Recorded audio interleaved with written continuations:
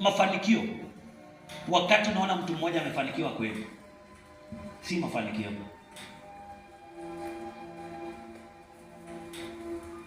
Wakati unaona somebody anafanya kwa akaunti mtu mmoja, si mafanikio. Mafanikio ni watu kama 3, 4, 5 wa familia moja wako na uwezo wa kujiweza. Wakiwa na tatizo wanaweza pigia huyu, apigie huyu, apigie huyu. Lakini iwapo ni wewe peke yake ambao unategemewa kwenu, haujafanikiwa. Okay. In the spiritual world, katika anga ya kiroho, iwapo haujakuwa na uwezo, kama ni wewe ndio umeokoka kwenu peke yako, uko na long journey to fight.